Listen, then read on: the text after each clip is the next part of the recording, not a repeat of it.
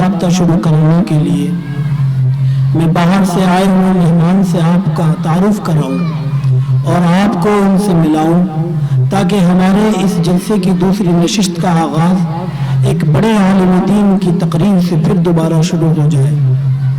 آئیے وقت کی قلت کو دیکھتے ہوئے اپنے ایسے ہی نونہار اور ہونہار طالب علموں کو میں اس وقت موقوف کر رہا ہوں۔ صرف ایک بچے کو میں نے آپ کے سامنے پیش کیا تھا، اگر وقت ہوتا اور کاش ہمارا جلسہ 2 یا 4 دن چل رہا ہوتا تو آپ کے یہاں کے طالب علموں سے آپ کو خوب متعارف کراتا، لیکن ضابطہ ہے اور ابھی چند گھنٹوں کے بعد ہی دعا کا پروگرام بھی ہونا ہے اور باہر سے آنے والے علماء کرام کو بھی آپ کو سننا ہے، اس لیے میں مجبور ہوں۔ لہذا میں اب آپ کو ایک ایسے عالم دین سے ملانا چاہتا ہوں کہ جن کی آواز کا ڈنک سارے ہندوستان کے اندر بج رہا ہے۔ وہ اگر اناؤنسری کے میدان میں ہو تو ایک علیحدہ پہچان رکھتے ہیں، اور اگر ان کو کرسی خطابت پر بٹھا دیا جائے تو وہ ایک علیحدہ پہچان رکھتے ہیں۔ ہمارے قریب ہی کے گاؤں رادنے سے تشریف لانے والے حضرت مولانا محمد راغب صاحب قاسمی دامت برکاتہم العالیہ سے میں گزارش کروں گا کہ وہ اپنی قیمتی نصائح سے ہم سب کو مستفیض فرمائیں۔ جلوے خطابت پر حضرت مولانا محمد راغب صاحب قاسمی۔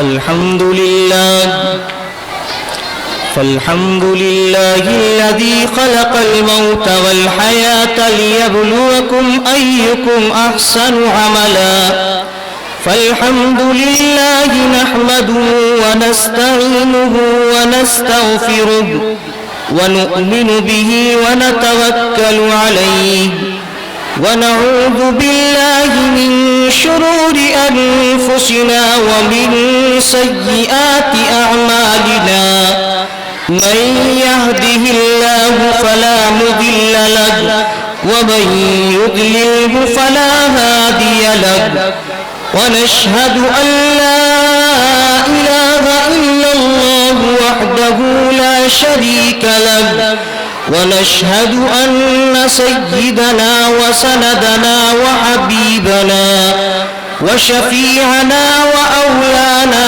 ومولانا محمدا عبده ورسوله وبارك سلم تسليما كثيرا كثيرا أما بعد قال الله تعالى في كلامه الكريم أعوذ بالله من الشيطان الرجيم بسم الله الرحمن الرحيم قل إن كنتم تحبون الله فاتبعوني يحببكم الله ويغفر لكم ذنوبكم والله غفور رحيم قال النبي صلى الله عليه وسلم من أحب سنتي فقد أحبني ومن أحبني كان معي في الجنة أو كما قال عليه الصلاة والتسليم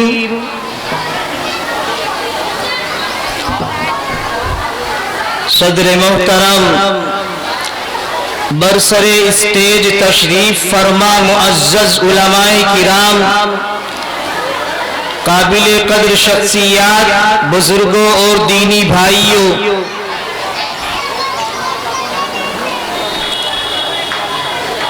اصل بیان تو اکابرین حضرات علماء کرام کا ہونا ہے۔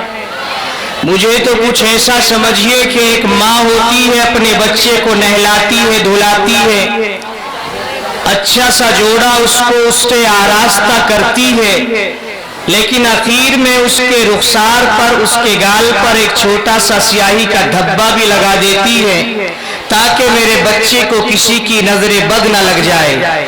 ٹھیک اور ٹھیک ایک دھبے کی شکل میں الحکم فوق الادب کے تحت حضرت مولانا مفتی محمد عبد الہادی صاحب کے حکم پر آپ حضرات کے سامنے حاضر ہو گیا ہوں۔ اصل بیان تو حضرات علماء کرام کا ہونا ہے، میں تو ایک ادنا سا طالب علم ہوں تاکہ ان حضرات اکابرین کے بیانات کو نظر نہ لگ جائے۔ محترم سامعین، رب کائنات کا ایک عظیم پیغام آپ حضرات کے سامنے پیش کیا ہے، اور تاجدار عرب و عجم، فرما رواں دونوں عالم رسول اکرم صلی اللہ علیہ وسلم کا ایک پیغام پیش کیا ہے۔ چند منٹ آپ حضرات سے محض گفتگو سماعت فرمائیں۔ معزز سامعین، رب کائنات نے ارشاد فرمایا، قل ان کنتم تحبون اللہ فاتبعونی یحببکم اللہ ویغفر لکم ذنوبکم۔ اے لوگو، اگر تم اللہ کے محبوب بندہ بننا چاہتے ہو تو میرے رسول کی پیروی اور اتباع کرو۔ آیت کریمہ کا انکشاف آپ اس طرح سے سمجھیے گا، یعنی اللہ کی رحمتوں اور اس کے نزول کے لیے، اللہ کی انعامات کے نزول کے لیے محبت رسول شرط ہے، اتباع رسول شرط ہے۔ یعنی اگر ہم یہ چاہیں کہ ہم اللہ کے قریبی اور محبوب بندے بن جائیں تو ہمیں اتباع رسول شرط ہے، اور اتباع رسول اصل محبت رسول سے پیدا ہوگی۔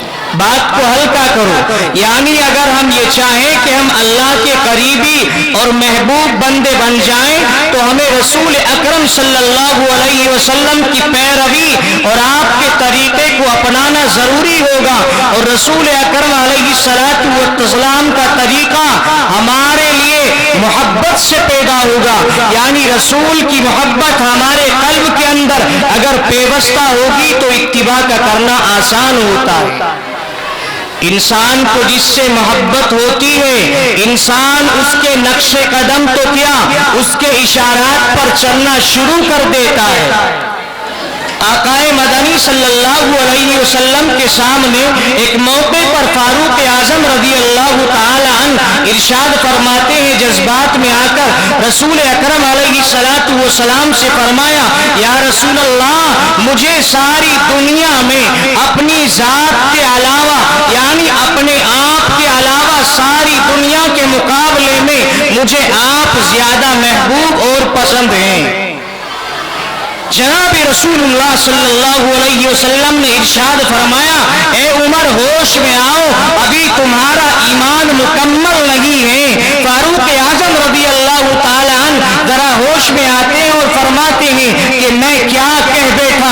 فاروق اعظم کے قلب کے اندر جو چور تھا اس کو نکال کے باہر کیا اور فرمایا، فاروق اعظم عمر فاروق نے فرمایا، یا رسول اللہ، آپ میرے ذہن میں، میرے نزدیک آپ دنیا کے اندر دنیا کی ہر شے سے بڑھ کر ہیں۔ میرے ماں باپ ایک طرف ہو، میری اولاد ایک طرف ہو، ہر چیز سے بڑھ کر غرضے کہ مجھے اپنی ذات سے بھی زیادہ آپ پسند آنے لگے ہیں۔ میرے رسول صلی اللہ علیہ وسلم نے ارشاد فرمایا، الآن یا عمر، اے ایمان عمر، اب تیرا ایمان مکمل ہوا ہے۔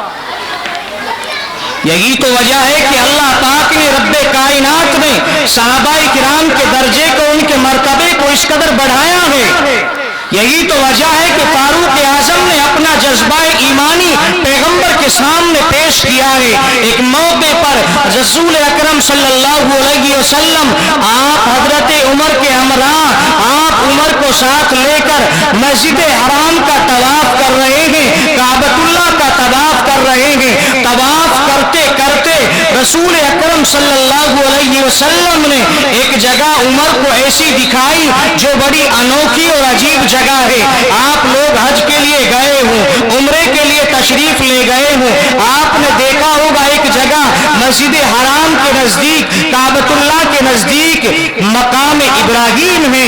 فاروق اعظم رضی اللہ تعالیٰ عنہ کا ہاتھ پکڑ کر رسول اکرم علیہ السلام نے فرمایا, اے عمر فاروق, یہ مقام ابراہیم ہے. فاروق اعظم کو مقام ابراہیم دیکھ لینے کے بعد دل کے اندر ایک عجیب سی کشش پیدا ہوئی, دل کے اندر ایک امنگ پیدا ہوئی. فاروق اعظم نے سوال کیا, یا رسول اللہ, میرا دل یہ چاہتا ہے, میرا دل چاہتا ہے کہ میں اس جگہ پر 2 رکعت بطور شکرانے کے 2 رکعت نفل نماز پڑھنا چاہتا ہوں. چنانچہ رسول اکرم علیہ السلام ابھی خاموش ہیں. فاروق اعظم کا اصرار بڑھتا جا رہا ہے. فاروق اعظم بار بار سوال کرتے ہیں, یا رسول اللہ, مجھے یہاں پر 2 رکعت نماز پڑھنے کی اجازت دیجیے. رب کی قسم, جو رائے عمر کی فرش پر ہے وہی رائے احکم الحاکمین کی عرش پر ہے. میرا مصطفیٰ خاموش ہے, حبیب کبریا خاموش ہے.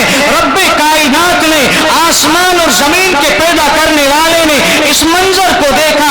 عمر کا اصرار بڑھ رہا ہے, رسول کی زبان خاموش ہے. رب کائنات نے جبریل کو صدا لگاتے ہوئے بھیج دیا, وَاتَّخِذُوا مِن مَّقَامِ إِبْرَاهِيمَ مُصَلًّى, اے محمد, مقام ابراہیم کو نماز کے لیے منتخب کر لیا جائے. یعنی جو رائے عمر کی فرش پر ہے وہی رائے احکم الحاکمین کی عرش پر ہے. یہی تو وجہ ہے جناب رسول اکرم صلی اللہ علیہ وسلم نے ارشاد فرمایا, لوگوں, ہر امت کے اندر, ہر قوم کے اندر خدا کے مزاج کو پرکھنے والا کوئی نہ کوئی ہوتا ہے. میری امت کے اندر عمر ایسا انسان ہے کہ خدا کے مزاج کو پرکھ لیتا ہے, بھانپ لیتا ہے کہ اب کیا فیصلہ ہونے والا ہے. پیغمبر نے فرمایا, لو کان بعدی نبی لکان عمر, اے لوگوں, اگر میرے بعد نبی کوئی ہوتا تو عمر ہوتا. اگر میرے بعد نبوت کا دروازہ کھلا ہوتا تو عمر وہ شخصیت ہے کہ لوگوں کے بیچ نبی بن کر تشریف لے آتا. لیکن اب کوئی پیغمبر آنے والا نہیں ہے. یہ کیا وجہ ہے؟ حضرات صحابہ کرام کے دل میں پیغمبر کی محبت ہے, رسول کی الفت ہے, اس لیے ان کو اتباع رسول کا کرنا آسان ہے. آئے ہائے, میں آپ کو کیا بتاؤں, فاروق اعظم کو کیا, دیگر حضرات صحابہ کرام کو دیکھیے گا. ایک موقع پر ایک صحابی نے سوال کیا, رسول اکرم علیہ السلام سے سوال کیا, یا رسول اللہ, آپ جنت کے اندر بلند مقام پر فائز ہوں گے, آپ تو انبیاء کے سردار ہیں, آپ کے برابر میں نبی اور رسول ہوں گے, ہم تو بہت نچلے درجے کے انسان ٹھہرے. یا رسول اللہ, جنت میں آپ کا مقام الگ ہوگا, ہم آپ سے الگ ہوں گے. یا رسول اللہ, جس جنت میں اگر آپ کا دیدار نہ ہو ہمیں وہ جنت نہیں چاہیے. جس جنت میں آپ کا دیدار نہ ہو ہمیں وہ جنت نہیں چاہیے. آئے ہائے, صحابہ کرام کے اندر اتباع رسول اور محبت رسول کا ایک عجیب نمونہ ہے. آج ہم اتباع رسول, محبت رسول نعرے مار کر کے پیش کر دیں, بہترین نعت کے انداز میں پیش کر دیں, نہیں, نمونہ اور عمل کا نمونہ تو اسے کہتے ہیں جو حضرات صحابہ کرام نے پیش کیا. ایک صحابی نے اپنے گریبان کے بٹن کھول کے رکھتے ہیں, لوگوں نے معلوم کیا, اے بھائی, تم نے یہ کیا حال بنائے رکھا ہے, گریبان کے بٹن کیوں نہیں لگاتے ہو؟ آئے ہائے, آپ یہ سر سے لکھنے کے لائق ہے. اس صحابی کا جواب, فرمایا, لوگوں, تمہیں کیا اعتراض ہے, میں نے جس وقت اپنے پیغمبر رسول اکرم صلی اللہ علیہ وسلم کے ہاتھ پر بیعت کی ہے, جس وقت میں نے رسول اکرم صلی اللہ علیہ وسلم کے سامنے زانوئے تلمس دے کر کے کلمے کو پڑھا تھا, اس وقت میری حالت یہی تھی, میرے گریبان کے بٹن کھلے ہوئے تھے. مجھے یاد رکھنا ہے نبی کا وہ انداز, وہ حالات مجھے یاد رکھنے ہیں, اس لیے میں اپنے گریبان کے بٹن کھول کر کے رکھتا ہوں. ایک صحابی نے اپنے سر کے برابر کے بال سب کٹے ہوئے ہیں, لیکن اوپر کے ایک سائیڈ کے بال کچھ بڑے ہیں.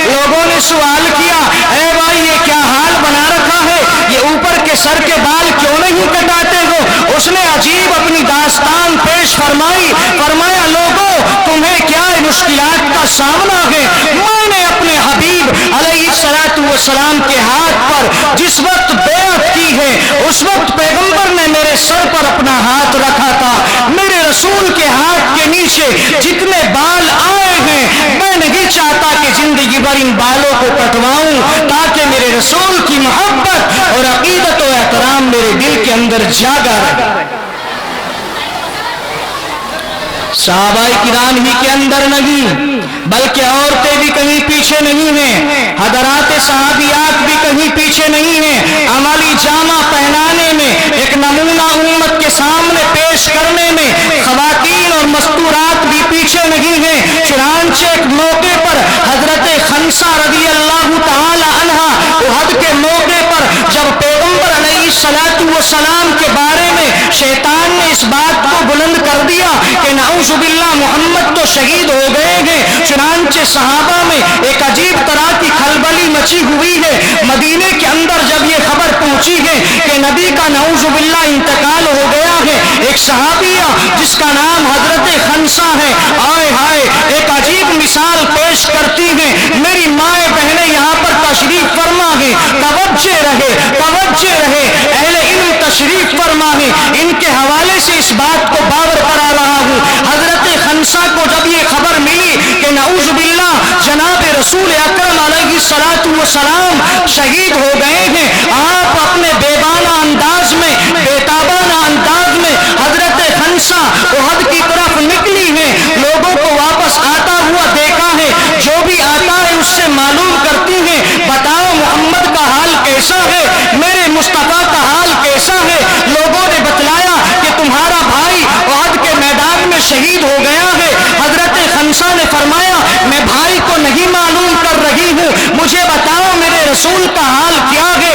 آگے چلی ہیں، کچھ لوگوں نے بتلایا کہ تمہارا شوہر انتقال کر گیا ہے، تمہارا شوہر شہید ہو گیا ہے۔ حضرت خنسہ فرماتی ہیں شوہر کا خیال نہیں ہے، میرے مدنی کے بارے میں بتلاؤ میرے رسول کا کیا حال ہے۔ آگے چلی ہیں، لوگوں نے بتلایا آپ کا بیٹا شہید ہو گیا ہے، آپ کا بھائی شہید ہو گیا ہے، آپ کا باپ شہید ہو گیا ہے، 4 آدمی 4 انسان اس گھر کے شہید ہو گئے ہیں۔ حضرت خنسہ سے کہا جاتا ہے آئے ہائے، حضرت خنسہ نے فرمایا مجھے ان میں سے کسی کی ضرورت نہیں ہے، مجھے بتلاؤ میرے مصطفیٰ کا کیا حال ہے، میرے مصطفیٰ کی حالت کیسی ہے۔ آئے ہائے، جناب رسول اکرم صلی اللہ علیہ وسلم کو حضرت خنسہ نے اپنی آنکھوں سے دیکھ لیا اور یوں فرمایا کل مصیبت بعدک یا رسول اللہ جلل، کل مصیبت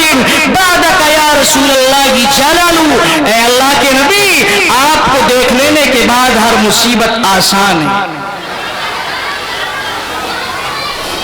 یہ حضرات صحابہ نہیں، صحابیات کے حوالے سے میں آپ حضرات کو باور کرا رہا ہوں۔ آئے ہائے، اس طرح کی سینکڑوں مثالی علماء تشریف رکھتے ہیں۔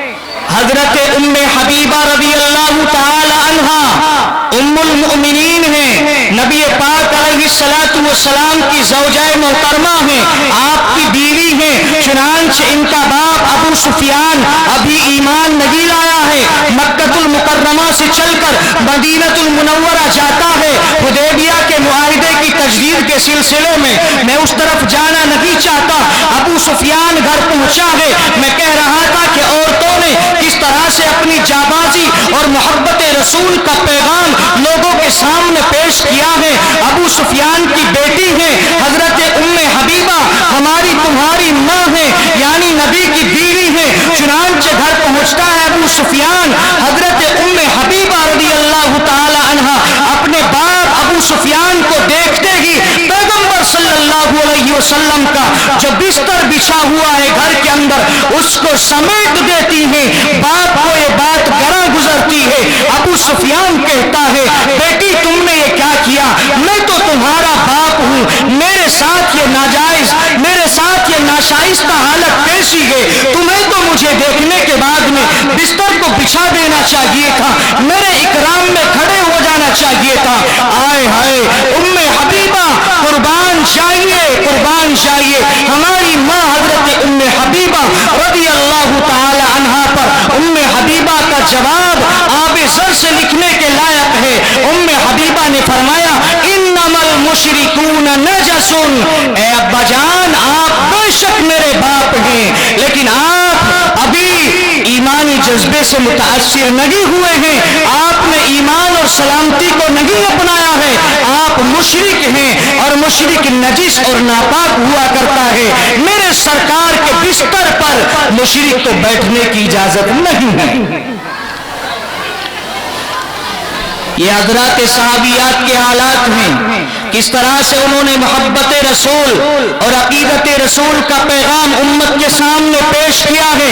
مسلمانوں آج تو ہم دف بجا کر کے محبت رسول کا اظہار کریں، نعرے لگا کر کے محبت رسول کا اظہار کریں۔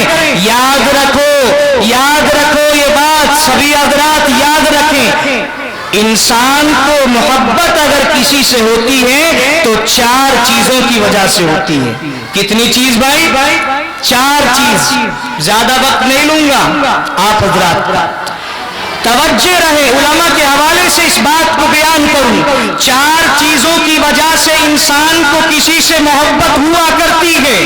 پہلی چیز قرابت، انسان کسی کے جتنا قریب ہوتا ہے اس کو زیادہ محبت ہوتی ہے اپنے قریبی سے۔ دوسری چیز حسن و جمال، انسان کو اگر کسی سے محبت ہوتی ہے تو انسان کوئی خوبصورت ہے، اس کی خوبصورتی کی وجہ سے انسان کو اس سے محبت ہو جایا کرتی ہے۔ تیسری چیز انسان کے محبت کرنے کی، کوئی کمال کسی کے اندر دیکھ لیا اس کی وجہ سے اس کے کمال اور کرامت کی وجہ سے انسان کو محبت ہو جایا کرتی ہے۔ اور چوتھی چیز جو انسان کسی انسان سے محبت کرتا ہے وہ احسان ہے، کسی کا احسان آپ کے اوپر ہے، آپ کسی کے احسان تلے دبے ہیں تو آپ کو اس سے محبت ہو جایا کرتی ہے۔ یہ 4 چیزیں ہیں، لیکن ان 4 چیزوں کا بھی میں انکشاف کروں، علماء تشریف رکھتے ہیں۔ ان 4 چیزوں میں بھی رسول اکرم صلی اللہ علیہ وسلم کی ذات ہی زیادہ فوقیت رکھتی ہے کہ آپ سے محبت کی جائے۔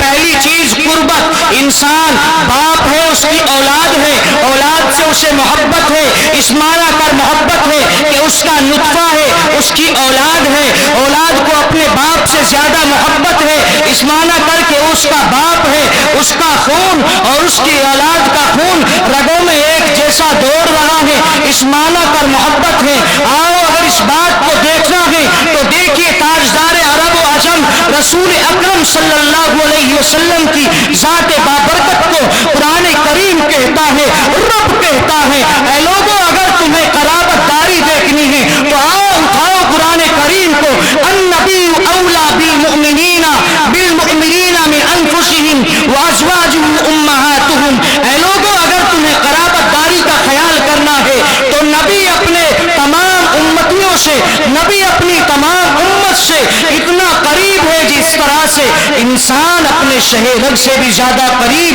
آؤ پیغمبر کی قرابت داری کا میں آپ حضرات کو بتاؤں، پیغمبر کی مثال میں آپ حضرات کے سامنے پیش کروں۔ کوئی کہتا ہے میرے رسول نے ہر سال 2 قربانیاں پیش کی ہیں، ایک قربانی اپنی طرف سے پیش کی ہے، دوسری قربانی اپنی امت کے غریبوں کی طرف سے پیش کی ہے، اپنی امت کی طرف سے پیش کی ہے۔ باپ قربانی کرتا ہے اپنی طرف سے کرتا ہے، اولاد کی طرف سے نہیں کرتا، رشتہ دار کی طرف سے نہیں کرتا، محلے پڑوس کی طرف سے نہیں کرتا۔ آئے ہائے میرا مصطفیٰ اگر قربانی کرتا ہے تو 2 کرتا ہے، ایک قربانی اپنی طرف سے کرتا ہے اور دوسری قربانی اپنی امت کی طرف سے کرتا ہے۔ آئے ہائے میرے مصطفیٰ کو اپنی قرابت داری کا خیال کہاں تک نہ آیا، میرا مصطفیٰ خاموش ہے۔ جبریل آئے ہیں، آقا الحاکمین نے جبریل کو بھیجا، سوال کرو محمد سے خاموش کیوں ہے؟ کہ وہ اپنے دل کے اندر ملال پیدا کر رہے ہیں۔ میرے رسول نے فرمایا جبریل، اے جبریل میری امت کی عمر بڑی چھوٹی ہوگی۔ علماء تشریف رکھتے ہیں، ان کے حوالے سے بات آپ حضرات کے سامنے پیش کروں۔ میری امت کی عمر بڑی چھوٹی ہوں گی، پہلی امتیں تو ثواب کے اعتبار سے بڑھ جائیں گی۔ میرے مصطفیٰ کے سامنے جبریل نے آکب الحاکمین کا کلام پیش کر دیا، انا انزلناہ فی لیلۃ القدر، پوری سورت نازل ہو گئی۔ اے محمد تمہاری امت واقعتاً اس کی عمر چھوٹی ہوگی، لیکن ان کی زندگی میں کچھ رات ایسی آئیں گی اگر وہ اس رات کو اللہ کی سرب سجود ہونے میں گزار لے تو 83 سال کی نفلی عبادت سے زائد اس کا ثواب ہم تیری امت کو مرحمت فرمائیں گے، جسے آپ شب قدر کہتے ہیں۔ یہ ہے قرابت داری۔ اگر قرابت داری دیکھنی ہے تو اس میں بھی جناب محمد الرسول اللہ صلی اللہ علیہ وسلم ہی زیادہ حقدار ہے کہ آپ سے قرابت داری کا خیال کیا جائے، آپ سے اس بات کو پیش کیا جائے کہ ہم رسول اکرم صلی اللہ علیہ وسلم کے شیدائی ہیں۔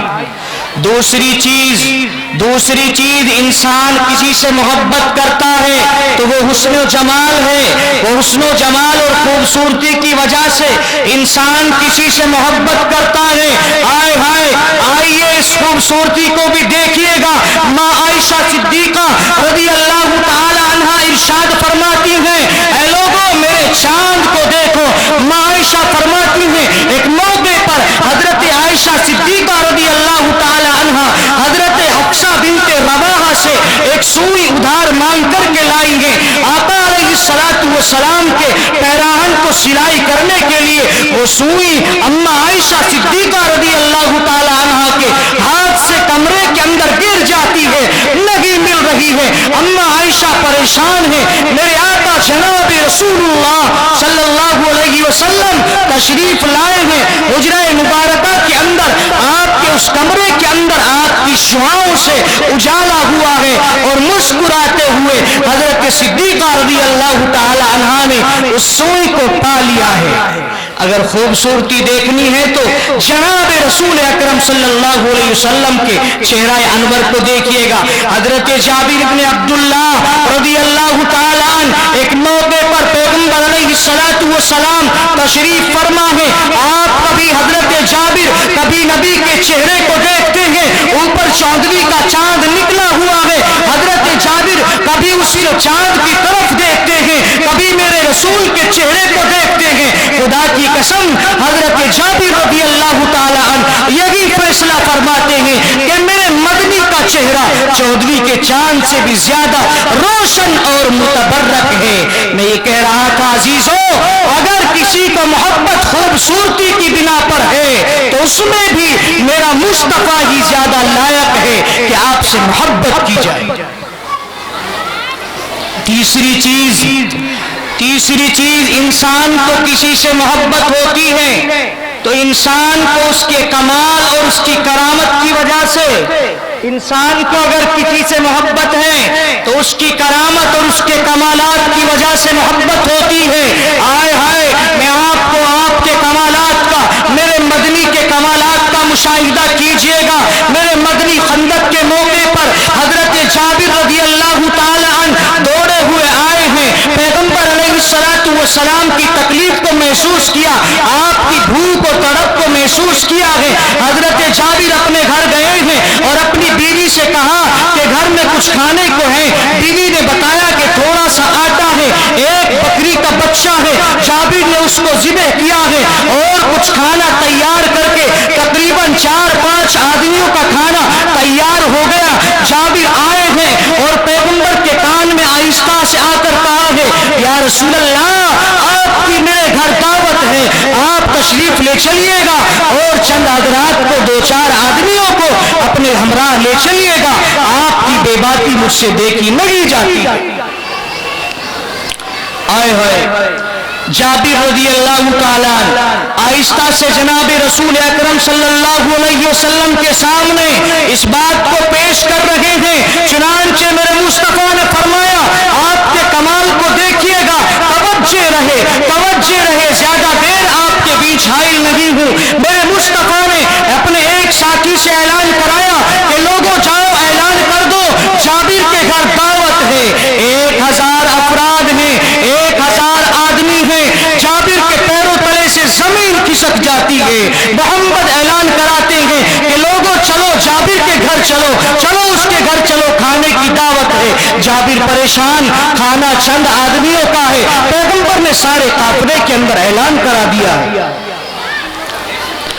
جناب رسول اکرم صلی اللہ علیہ وسلم نے جابر کی پیٹھ کو تھپتھپایا اور فرمایا, اے جابر ڈرو نہیں, ڈرو نہیں, چلو ہم چلتے ہیں تمہارے ساتھ. جابر نے کہا کہاں ہے وہ کھانا, لاؤ اس آٹے کو پیش کیا جائے اور مدینے سے پکانے والیوں کو بلا لیا جائے. میرے مصطفیٰ جناب رسول اللہ صلی اللہ علیہ وسلم نے اپنا لعاب دہن, اپنا تھوک مبارک اس آٹے کے اندر ملایا ہے اور ان کے سپرد کر دیا پکانے والیوں کے. آپ نے اس سبزی کے اندر, اس سالن کے اندر اپنا لعاب دہن بطور برکت کے ملایا ہے اور پکانے والیوں کے حوالے کر دیا. اور جابر سے کہا ڈرو مت, برکت کی دعا فرمائی اور حکم دیا کہ 10 آدمی آتے رہے, کھاتے رہے, کھا کر کے واپس جاتے رہے. جناب رسول اکرم صلی اللہ علیہ وسلم کے کمال کو دیکھیے گا. کھانے والے اس بات کو بیان کرتے ہیں کہ ہمیں نہیں معلوم کہ کھانا جب ہم نے شروع کیا تھا تب زائد تھا یا 1000 آدمیوں کے کھا لانے کے بعد میں کھانا زیادہ تھا. یہ جناب رسول اکرم صلی اللہ علیہ وسلم کے کمال کی برکت ہے. آئے ہائے, حدیبیہ کے موقع پر پیغمبر علیہ السلام کے ہمراہ 1400 افراد کا لشکر ہے. پیغمبر علیہ السلام کے ساتھیوں نے ایسی جگہ پر قافلے نے پڑاؤ ڈالا ہے جہاں پر پانی کی فراوانی نہیں ہے. لوگوں نے عرض کیا یا رسول اللہ یہاں پر پانی میسر نہیں ہے, کس طرح سے کام چلایا جائے گا؟ جانور بھی بھوکے ہیں, تمام انسان پیاسے ہیں, کیا ہونا چاہیے؟ میرے رسول جناب محمد رسول اللہ صلی اللہ علیہ وسلم نے ارشاد فرمایا لوگوں کیا کچھ بھی پانی نہیں ہے؟ چنانچہ ایک مد پانی پیش کیا گیا جسے آپ اپنی زبان میں ایک لوٹا پانی کہہ لیجئے. میرے مصطفیٰ جناب رسول اکرم صلی اللہ علیہ وسلم نے اپنے ہاتھ مبارک اس پانی کے اندر رکھے ہیں. رب کی قسم صحابہ کہتے ہیں کہ پیغمبر کی انگلیوں سے پانی کا پھوارا اس طرح سے جاری ہو گیا جیسے کوئی پانی کا سیلاب, کوئی ٹویل چل گیا ہو. صحابہ فرماتے ہیں ہم نے کہا یا رسول اللہ بس کیجئے, بس کیجئے. صحابہ کہتے ہیں اگر ہم نبی سے اس بات کو منع نہ کرتے تو معلوم ہو رہا تھا کہ سارے جزیرۃ العرب میں سیلاب آ جائے گا. یہ جناب رسول اکرم صلی اللہ علیہ وسلم کی برکت والی ذات اور آپ کے کمالات کا نتیجہ ہے. آئے ہوئے مسلمانوں, تیسری بات یہ تھی کہ انسان کو اگر کسی سے محبت ہوتی ہے تو اس کے کمال کی وجہ سے ہوتی ہے. اور چوتھی بات انسان کو کسی سے محبت ہوتی ہے تو اس کے احسان کے دباؤ میں محبت ہوتی ہے. تو کیا یہ دنیا کے اندر یہ احسان نبی کا کچھ کم ہے ہمارے اوپر؟ آج ہم اور آپ یہاں پر تشریف فرما ہیں, اس مدرسے کے اندر ایک تاریخی جلسے کے اندر آپ حضرات تشریف رکھتے ہیں, آپ حضرات اہل ایمان ہیں. کیا یہ کچھ کرم فرمائی ہے؟ یہ جناب رسول اللہ صلی اللہ علیہ وسلم ہی کا احسان ہے. آپ کا احسان دنیا کے اندر بھی اور آپ کا احسان عالم آخرت کے اندر بھی آپ ہی کا احسان ہوگا. جناب رسول اکرم صلی اللہ علیہ وسلم کے حوالے سے اس بات کو میں آپ حضرات کے سامنے پیش کروں. آج دنیا میں بھی جناب رسول اکرم صلی اللہ علیہ وسلم کا احسان ہمارے اوپر ہے کہ ہم صاحب ایمان ہیں, ہم مسلمان ہیں, اور آخرت کے اندر بھی آپ کے مقام کا کیا ٹھکانہ ہے. حشر میں دیکھو تو آپ کا احسان, عالم برزخ میں دیکھو تو آپ کا احسان. تمام کائنات کل قیامت کے دن رب کائنات کے دربار میں علماء فرماتے ہیں, حدیث کے اندر ارشاد فرمایا گیا کہ سورج 1 میل کے فاصلے پر ہوگا, اپنی تپش دوڑتا ہوگا, تمام انسان پریشان حال ہوں گے. ایسے عالم کے اندر ہر انسان پریشان ہوگا کہ کم از کم حساب و کتاب شروع ہو جائے. آئیے دیکھیے جناب رسول اکرم صلی اللہ علیہ وسلم کا احسان دیکھیے گا. تمام کائنات साथ इकट्ठा होकर जमा होकर के हजरत आदम अलैहिस्सलाम आपने अब्बाजान के पास हम सब लोग जाएंगे। चुनांचे हजरत आदम से फरमाएंगे, ए आदम हम सब आपकी औलाद हैं, आज तो बड़ी गर्मी और तपिश है, कम अज कम अल्लाह से इतना सवाल कर लिया जाए कि हिसाबो किताब तो शुरू हो जाए। मेरे महबूब सरकार दो आलम सल्लल्लाहु अलैहि वसल्लम के हवाले से सारी कायनात आदम के पास जाएगी। आदम भी अपना एक उज्र पेश करेंगे और यूं फरमाएंगे, आज रब्बे कायनात आसमान और जमीन का पैदा करने वाला बड़े जलाल में है, मेरे बस का नहीं है, जाओ किसी और नबी के पास चले जाओ। गज़े के तमाम हजरात इसी तरह से होते हुए नूह अलैहिस्सलाम के पास जाएंगे, चुनांचे मूसा अलैहिस्सलाम के पास जाएंगे, लेकिन हर एक नबी का यही उज्र होगा। आखिर में तमाम लोग इकट्ठा होकर जनाब रसूल अकरम बतहा ताजदार मोहम्मद अरबी सल्लल्लाहु अलैहि वसल्लम के पास तशरीफ लाएंगे। आका से फरमाएंगे, या रसूल अल्लाह आप ही कुछ कीजिए, दुनिया के अंदर आप ही का एहसान था, यहाँ पर भी आप ही करम फरमाई कीजिए, कम अज कम हिसाबो किताब तो शुरू हो जाए। चुनांचे मेरे मुस्तफा जनाब रसूलुल्लाह सल्लल्लाहु अलैहि वसल्लम आप रब के सामने सजदे के अंदर गिर जाएंगे। चुनांचे तारीख के हवाले से, हदीस के हवाले से उलमा तशरीफ फरमा गए। चुनांचे मेरे मुस्तफा जनाब रसूलुल्लाह सल्लल्लाहु अलैहि वसल्लम रब के सामने सर्व सुजूद हो जाएंगे और दुनिया के एक हफ्ते की बकद आप सजदे के अंदर सर रखे रहेंगे। चुनांचे अल्लाह की तारीफात बयान फरमाएंगे। उसके बाद अहकमुल हाकिमीन को कहीं चलकर रहम और तरस आएगा और रब फरमाएगा, इरफा रासका या मोहम्मद सल तूता वशफा तुशफ़ा, ए मोहम्मद सर तो उठा, क्या बात है। चुनांचे मेरे मुस्तफा से फरमाया जाएगा, सिफारिश कर, क्या कहना है बतलाओ। आए हाय, ये है जनाब रसूलुल्लाह सल्लल्लाहु अलैहि वसल्लम का एहसान मुबारक। मैंने ये बात सुबह शुरू में बतलाई थी आप हजरात को, अल्लाह की नवादिशात और इनामात के नुज़ूल के लिए इत्तिबाए रसूल शर्त है। मैंने कुरान करीम की एक आयत हज़रात के सामने पढ़ी थी, कुल इन कुंतुम तुहिब्बूनल्लाह फत्तबिऊनी, ऐ लोगों अगर तुम अल्लाह के करीबी बंदे बनना चाहते हो तो मेरे रसूल की इत्तिबा करो, और रसूल की इत्तिबा आएगी मोहब्बत रसूल से।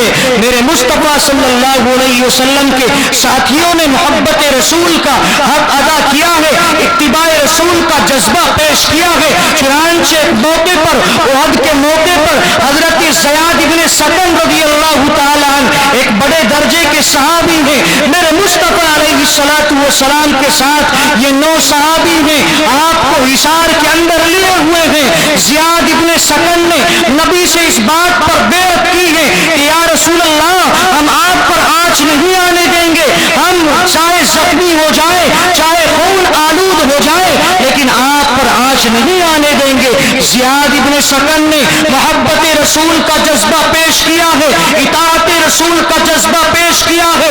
उहद के उस मैदान में चुनांचे ज़ियाद इब्न सकन मार का आराई है। ज़ियाद इब्न सकन अपनी तलवार से, अपने नेज़े से कुफ़ार और मुशरिकीन का मुकाबला कर रहे हैं और आपके बदन पर 70 जख्म लग गए हैं। 70 जख्म आपके बदन मुबारक पर आए हैं। ज़ियाद इब्न सकन के एक जगह गिर जाते हैं, मैदान के अंदर बेहोशी तारी हो जाती है। चुनांचे आपको 2 साथी हजरत ज़ुबैर इब्न अव्वाम रज़ियल्लाहु ताला अन्हु ये लोग दौड़ते हैं, ज़ियाद इब्न सकन को मैदान के किनारे पर ले जाना चाहते हैं। आए हाय, ज़ियाद की आंख खुली, होश में आए हैं तो ज़ियाद इब्न सकन ने फरमाया, ए मेरे साथियों मुझे कहाँ ले जाते हो, मैंने रसूल से बेअत की है, अगर मेरे बदन की बोटी बोटी हो जाए। आए हाय, चुनांचे ज़ियाद इब्न सकन ने फिर मार का हराई की है, फिर लड़ना शुरू किया है और 20 जख्म और आए हैं। ज़ियाद इब्न सकन के बदन पर 90 से ज्यादा जख्म आ गए हैं। चुनांचे होश नहीं आया, एक जगह गिर जाते हैं। जनाब रसूल अकरम सल्लल्लाहु अलैहि वसल्लम ज़ियाद इब्न सकन के पास पहुंचते हैं, आप बेहोश हैं। ज़ियाद इब्न ابن سکن بے ہوش ہیں. زیاد ابن سکن کو میرا مصطفیٰ میرا مدنی اپنے آپ کے چہرے کو زیاد ابن سکن کے سر کو اپنی ہتھیلی پر رکھ کر اس طرح سے ہاتھ پھیرتا ہے. آپ کی آنکھوں سے آنسو جاری ہو جاتے ہیں. زیاد ابن سکن بے ہوش ہے. میرے مصطفیٰ کی آنکھ سے آنسو نکلا ہے. زیاد کے رخسار پر پڑا. زیاد کی آنکھ کھلی. پیغمبر کو پایا آنکھ کھلی. میرا مصطفیٰ زیاد کی آنکھوں کو اپنے ہاتھ سے بند کر رہا ہے. زیاد ابن سکن فرماتے ہیں یا رسول اللہ میری آنکھوں کو بند نہ کیجیے گا. خدارا مجھے اپنا دیدار کرتے رہنے دیجیے گا. آئے ہائے. زیاد ابن سکن کہتے ہیں یا رسول اللہ کیا کل قیامت کے دن آپ میری سفارش فرمائیں گے؟ زیاد ابن سکن کہتے ہیں یا رسول اللہ کیا جام کوثر اپنے ہاتھوں سے مجھے پلائیں گے؟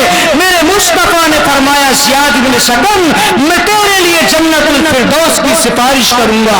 آئے ہائے. صحابہ نے اس طرح سے محبت رسول اور جذبہ رسول اور اطاعت رسول کا حق ادا کیا ہے. مسلمانوں قرآن کریم کہتا ہے یا ایھا النبی انا ارسلناک شاہدا ومبشرا ونذیرا وداعیا الی اللہ باذنہ وسراجا منیرا.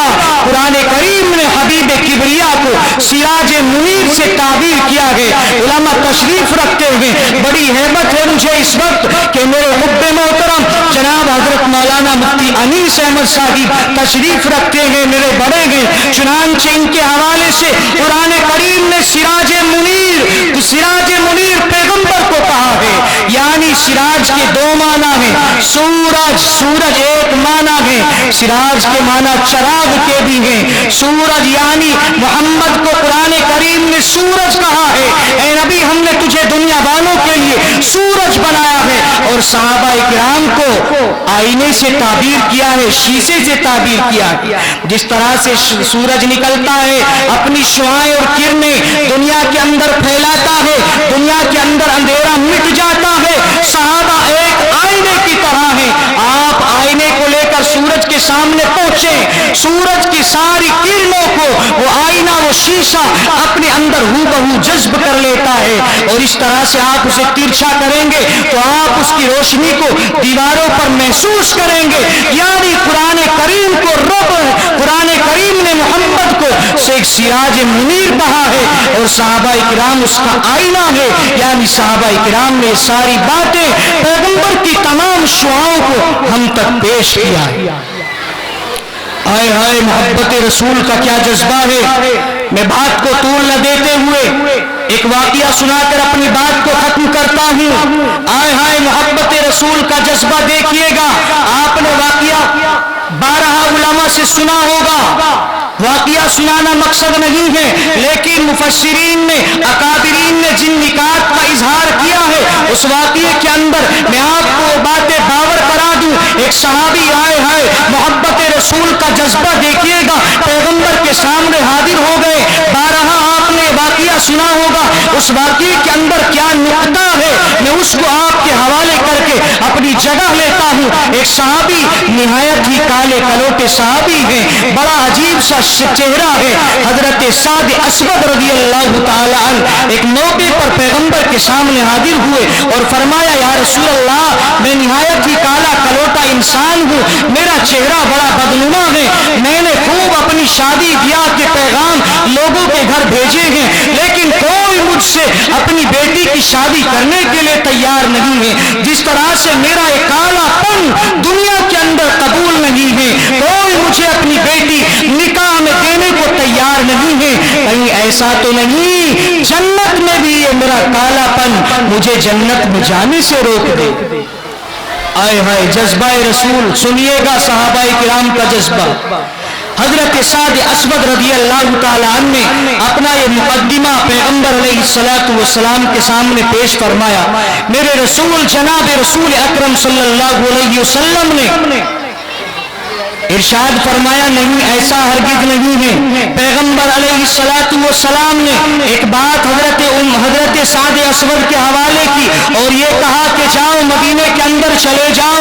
ایک بڑے چودھری ہیں, ایک بڑے رئیس ہیں مدینے کے, جن کا نام تاریخ بتاتی ہے حضرت عمر بن وہب ثقفی رضی اسود سے فرمایا جاؤ عمر ابن وہب ثقفی کے دروازے پر چلے جاؤ اور ان سے کہو کہ محمد نے میرا رشتہ تمہاری جو سب سے بہترین سب سے خوبصورت حسن و جمال والی بیٹی ہے اس سے میرا نکاح مقرر فرما دیا ہے، اس کو میرے حوالے کر دو، اس سے میرا نکاح کر دیجئے۔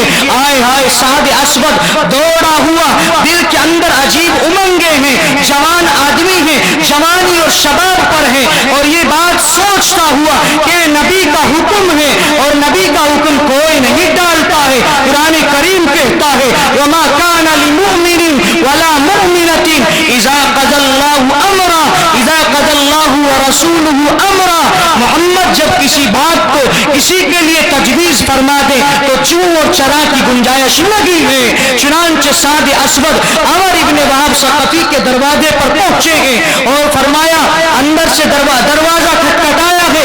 سعد اسود نے اندر سے آواز آئی من اغلق الباب، کون دروازہ کھٹکھٹاتا ہے؟ چنانچہ اندر سے نکلے ہیں عمر بن وہب ثقفی۔ سعد اسود نے وہ پیغام پیش کیا اور فرمایا رسول اکرم صلی اللہ علیہ وسلم نے آپ کی بٹیا کا نکاح میرے ساتھ تجویز فرما دیا ہے۔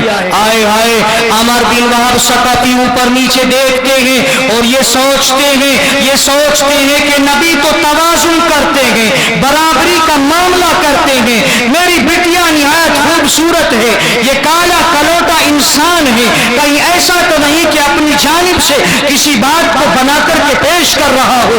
انکار کر دیا۔ بٹیا بھی اندر سے سن رہی تھی، بٹیا بھی اسی مدرسے کی متعلمہ تھی۔ بٹیا نے معلوم کیا ابا جان کون تھا، کس لیے آیا تھا۔ ابا جان نے فرمایا بٹیا تمہارے مطلب کی بات نہیں ہے۔ بٹیا نے اصرار کیا کہ میں نے اپنے کانوں سے کوئی بات سنی ہے۔ باپ کہتا ہے، عمر بن وہب ثقفی کہتا ہے بٹیا نہایت کالا کلوٹا انسان تھا اور تجھ سے اپنے نکاح کی بات کر رہا تھا، میں نے اس کو انکار کر دیا ہے اور رسول اکرم علیہ السلام کا حوالہ پیش کر کے کہہ رہا تھا۔ آئے ہائے بٹیا نے اپنی شایان شان جواب دیا، اس گھر کی شایان شان جواب دیا۔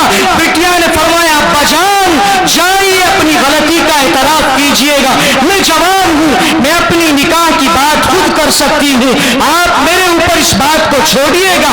آپ نے اس آنے والے کو دیکھا ہے، اس کے کالے پن کو دیکھا ہے، آپ نے اس کو نہیں دیکھا کہ جس نے اسے بھیجا ہے، آپ نے اس کالے کلوٹے کو دیکھا ہے، آپ نے اس کے بھیجنے والے کو نہیں دیکھا جو 14ویں رات کے چاند سے بھی زیادہ اجمل ہے، خوبصورت ہے۔ اور باپ سے کہا ابا جان چاہیے پیغمبر کی مجلس میں حاضر ہو جائیے، کہیں ایسا نہ ہو کہ حاکم الحاکمین قرآن کریم کے اندر تمہارے خلاف کوئی پیغام بھیج دے۔ آئے ہائے عمر بن وہب ثقفی رضی اللہ تعالیٰ عنہ دوڑے ہوئے تشریف لائے ہیں اور فرمایا رسول اکرم صلی اللہ علیہ وسلم سے یا رسول اللہ مجھ سے کوتاہی ہوئی، میں نے سمجھا کہ کہیں اپنی طرف سے یہ بات پیش کر گیا ہے۔ آئے ہائے رسول اکرم صلی اللہ علیہ وسلم کے سامنے عمر بن وہب ثقفی نے فرمایا یا رسول اللہ میں اپنی بٹیا کا نکاح اس کالے کلوٹے انسان کے ساتھ کرنے کے لیے تیار ہوں۔ آپ حضرت سعد اسود رضی اللہ تعالیٰ عنہ کی طرف متوجہ ہوئے۔ آپ حضرات سے گزارش ہے زیادہ دیر آپ کے بیچ نہیں ہوں، توجہ رہے۔ جس بات کے لیے، جس نقطے کے لیے میں نے اس بات کو آپ حضرات کے سامنے، اس واقعے کو آپ حضرات کے سامنے پیش کیا ہے اس پر توجہ رہے۔ بڑے کے بڑے بڑے چودھری، بڑے بڑے رئیس یہاں پر تشریف فرما ہے، تمام حضرات متوجہ رہے۔ میرے مصطفیٰ نے سعد اسود سے فرمایا اے سعد تیرے پاس کیا ہے؟ آپ نے بٹیا کے والد عمر بن وہب ثقفی سے نہیں فرمایا، عمر بن وہب ثقفی یعنی بٹیا کے والد سے نہیں فرمایا کہ تو شادی کے اندر کیا دے گا۔ توجہ رہے، میں معاشرے کے ان ڈاکوؤں سے اس بات کو باور کرا رہا ہوں، آج جو ہم نے اس طرح سے ایک دوسرے کے گھر کو اجاڑنے کی کوشش کی ہے، دوسرے کے گھر کی کڑیاں اتارنے کے عجیب طرح کے ہیلے بنائے ہیں۔ آئے ہائے میرے مصطفیٰ نے عمر بن وہب ثقفی بٹیا کے والد سے نہیں فرمایا کون سی گاڑی دو گے جہیز میں، کتنا سامان دو گے، کتنے باراتیوں کو کھانا کھلا سکتے ہو؟ آپ نے دولہے سے فرمایا تیرے پاس کیا ہے، تو اپنی دلہن کے لیے کیا چیز تیاری کے طور پر رکھتا ہے، تیری حالت کیا ہے؟ آئے ہائے، آج ہم نے عجیب طرح کے جال پھیلا کر کے ایک دوسرے کے گھر کی کڑیاں اتارنے کی کوشش کی ہے۔ آج بیٹا اگر انجینئر بن گیا، ڈاکٹر بن گیا، ارے علم تو بلندی اور سربلندی لاتا ہے۔ آئے ہائے، آج یہ پڑھا لکھا طبقہ، آج اہل علم طبقہ، آج یہ ڈاکٹر بن گیا بیٹا، آج اس بیٹے کی شادی پر بھاؤ ہو رہے ہیں۔ آئے ہائے مسلمان، ہم کس طرف چلے گئے؟ آج اس بیٹے کی شادی میں معاہدے ہو رہے ہیں، میاں اوڈی گاڑی چاہیے گا، میاں بہترین والی بلٹ چاہیے گا، آئے ہائے اتنے ہزار روپئے تھالی کے اندر چاہیے گئے۔ آئے ہائے، کس وجہ سے؟ کہ بیٹا ڈاکٹر ہے، بیٹا پائلٹ ہے۔ ارے آج اس بیٹے کو پڑھا لکھا کر تم اس کو ڈھور کی طرح سے، ایک جانور کی طرح سے بازار کے اندر اس کے بھاؤ لگا رہے ہو۔ آئے ہائے مسلمان، علم تو ترقی لاتا ہے، تم اور تنزل کی طرف چلے گئے۔ آئے ہائے، عجیب طرح کی سوچ بچار، دوست احباب بھی لڑکی والے پر، رشتہ دار بھی عجیب طرح کی باتیں بنا کر لڑکی والے سے کہتے ہیں میاں آپ کی تو قسمت ہے کہ لڑکا آپ کو مل گیا، میاں رشتے تو بہت بڑے بڑے آئے تھے۔ عجیب طرح کے ڈھونگ بنا کر، عجیب طرح کے ہیلے بنا کر اس کے گھر کو اجاڑنے کی کوشش کی جاتی ہے۔ رشتہ دار کہتے ہیں فلاں جگہ سے رشتہ چلا تھا، وہاں سے انہوں نے کہا تھا کہ میاں 4 ویلر دیں گے، بلٹ دی جائے گی رشتے کے اندر، سگائی پر 1 لاکھ روپے دیے جائیں گے۔ آئے ہائے، اس کو پریشر میں لیا جاتا ہے۔ میرے مصطفیٰ نے سعد اسود کے نکاح کے موقع پر سعد سے پوچھا تیرے پاس کیا ہے؟ لڑکی والے سے نہیں پوچھا، عمر بن وہب ثقفی سے کہ جہیز کے اندر کیا دے۔ اچھا آپ حضرات ایک بات بتائیں، اگر آپ کا کوئی رشتہ دار، کوئی قریبی آدمی محلے کے اندر، گاؤں اور بستی کے اندر اگر کہیں پر چوری ہو جائے، ڈکیتی ہو جائے، تو آپ کیا رائے اور مشورہ دیں گے اس آدمی کو؟ آپ ساتھ مل کر کے جائیں گے اور تھانے کے اندر FIR کرائیں گے کہ میاں فلاں صاحب کے ہاں چوری ہو گئی ہے، ڈکیتی ہو گئی ہے، اتنا سامان نقدی زیورات گھر سے چرا لیے گئے ہیں۔ آپ خوب اچھی طرح سے جہاں تک آپ کے تعلقات ہوں گے ایسو صاحب پر، داروغہ صاحب پر پریشر بنائیں گے کہ میاں فلاں صاحب کے یہاں چوری ڈکیتی ہو گئی ہے، بدماشوں کے خلاف مقدمہ درج کیجئے گا، ان کی گرفتاری کیجئے گا، اور گرفتاری جلد از جلد ہونی چاہیے۔ یہی بات ہے نا؟ بات ہے نہیں؟ اگر کوئی رات کے اندھیرے میں اس طرح سے چوری کر لے جائے تو آپ پولیس کو جا کر کے کہتے ہیں، FIR کراتے ہیں کہ میاں چوری کا مقدمہ درج کیجئے گا اور ڈاکوؤں کو جلدی سے گرفتار کیجئے گا۔ اس سے الگ ہٹ کر کے ایک عجیب طرح کا تھیٹر بنا کر 500 آدمی جاتے ہیں بارات کی شکل میں۔ یہ بارات نہیں بلکہ ڈکیتوں نما ایک ٹولہ ہے جو دوسرے کے گھر کو اجاڑنے کے لیے جا رہا ہے۔ آپ بڑے اچھے انداز میں، بڑی اچھی چکنی چپڑی باتوں کو لے کر کے اس بیٹی والی کے گھر کو، بیٹی والی کے گھر کو اس طرح سے کھسوٹ کر کے لاتے ہیں۔ اب بتائیے آپ اس پر کون سا مقدمہ درج ہونا چاہیے؟ بتائیے، آپ ہی بتائیے اس پر کون سا مقدمہ درج ہونا چاہیے؟ میں اپنی بات کو زیادہ لمبا نہ کرتے ہوئے حضرت اقدس حضرت مولانا حب محترم میرے دوست جناب حضرت مولانا مفتی خالد صاحب تشریف لا چکے ہیں، ماشاءاللہ بڑے ناصحانہ انداز کو آپ سماعت فرمائیں گے۔ میں یہ کہہ رہا تھا کہ آپ نے جناب رسول اکرم صلی اللہ علیہ وسلم نے بٹیا کے والد عمر بن وہب ثقفی سے نہیں فرمایا کہ میاں جہیز کے اندر کیا دو گے، آپ نے دولہے سے فرمایا، سعد سے فرمایا کہ تیرے پاس کیا ہے۔ سعد نے فرمایا یا رسول اللہ میں غریب ہوں، میرے پاس کچھ نہیں ہے۔ میرے مصطفیٰ نے اپنے ساتھیوں سے چنانچہ سعد کی مدد کرائی ہے۔ حضرت سعد اسود رضی اللہ تعالیٰ عنہ وہ چند درہم و دنانیر کو لے کر کے اپنی بیوی کے لیے, ہونے والی دلہن کے لیے بازار کا رخ کر رہے ہیں اور اس بازار کے اندر جاتے ہیں جہاں پر بیوی کے لیے بہترین سا جوڑا خریدنا ہے, گھر کے نظم و نسق کو چلانے کے لیے گھر کا ساز و سامان خریدنا ہے. لیکن دیکھتے ہی دیکھتے اسی بازار کے اندر اس حضرت سعد اسود رضی اللہ تعالی عنہ کے کانوں میں ایک آواز گونجی ہے. میرے مصطفیٰ علیہ الصلوۃ والسلام کے ایک مجاہد نے اس بات کو للکارا کہ لوگوں, تمہارے لیے اللہ اور اس کے رسول کو تمہاری جانوں کی ضرورت ہے, تمہارے مال کی ضرورت ہے. سعد اسود کے کانوں میں جیسے ہی یہ آواز گونجی ہے, سعد اسود بھول گئے کہ تو کس لیے بازار کے اندر آیا تھا. سعد اسود بھول گئے کہ اپنے ہونے والی نئی نویلی دلہن کے لیے جوڑا خریدنے نکلا تھا. سعد اسود نے اس بازار کا رخ کیا جس بازار کے اندر زرہ ملتی ہے, جس بازار میں تلوار ملتی ہے.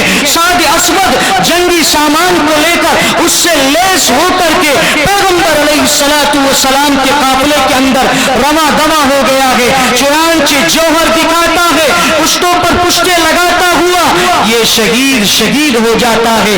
سعد اسود رضی اللہ تعالی عنہ شہید ہو جاتے ہیں. جناب رسول اکرم صلی اللہ علیہ وسلم نے اپنے دستور کے مطابق اپنے ساتھیوں کو بھیجا اور تلاش کرایا کہ جاؤ لوگوں دیکھو ہمارے کون کون لوگ شہید ہوئے ہیں. چنانچہ صحابہ فرماتے ہیں جناب رسول اکرم صلی اللہ علیہ وسلم کے سامنے فرماتے ہیں یا رسول اللہ ایک اجنبی شہید پڑا ہے, ایک اجنبی شہید پڑا ہے. میرا مصطفیٰ جناب رسول اکرم صلی اللہ علیہ وسلم بات کو سمجھ گئے. آپ بنفس نفیس حضرت سعد اسود کے ناشے کے قریب تشریف لے گئے اور آپ نے دیکھا سعد اسود کو, بات کو ختم کروں, سعد اسود رضی اللہ تعالیٰ عنہ کو آپ نے دیکھا اور آپ کے سر مبارک کو, سعد اسود کے سر مبارک پر میرا مصطفیٰ سعد اسود کے چہرے پر ہاتھ پھیرتے ہیں, مسکراتے ہیں اور اچانک مسکراتے ہوئے آپ نظر پھیر لیتے ہیں. آئے ہائے, حضرات صحابہ اس بات کو دیکھتے ہیں, ولولہ پیدا ہو جاتا ہے.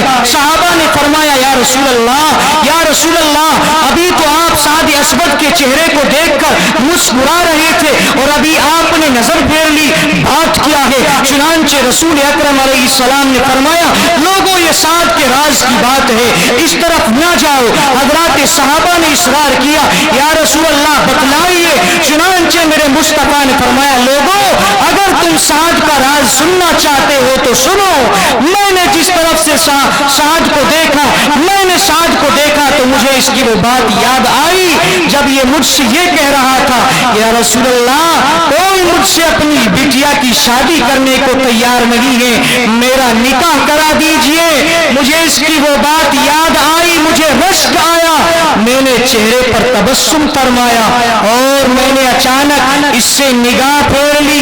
نگاہ پھیرنے کا اہم مقصد یہ ہے میں نے دیکھا کہ آسمان سے جنتی حوریں تانتا لگائے ہوئے سعد اسود کے استقبال کے لیے, اس کی ہونے والی دلہنیں جنت سے تانتا لگائے ہوئے اس کے استقبال کے لیے تشریف لا رہی ہیں. میں نہیں چاہتا کہ سعد اسود کی ہونے والی بیویوں پر ان جنتی حوروں پر نظر ڈالوں. یہ حضرات صحابہ کرام نے جذبہ رسول اور محبت رسول کا پیغام ہمارے سامنے پیش کیا تھا. ایک حدیث کا ٹکڑا میں نے آپ حضرات کے سامنے پڑھا تھا, من احب سنتی فقد احبنی ومن احبنی کان معی فی الجنہ. میرے مصطفیٰ صلی اللہ علیہ وسلم نے فرمایا کہ جس نے میرے طریقے کو اپنایا اس نے گویا مجھ سے محبت کی, اور جس نے مجھ سے محبت کی میرے طریقے پر چلا وہ کان معی فی الجنہ, جنت میں میرے ہمراہ ہوگا, میرے ساتھ ہوگا. میں نے شروع میں یہ بات آپ حضرات سے کہی تھی, انعامات خداوندی کے نزول کے لیے اتباع رسول شرط ہے. قل ان کنتم تحبون اللہ, اور اتباع رسول کے لیے محبت رسول شرط ہے.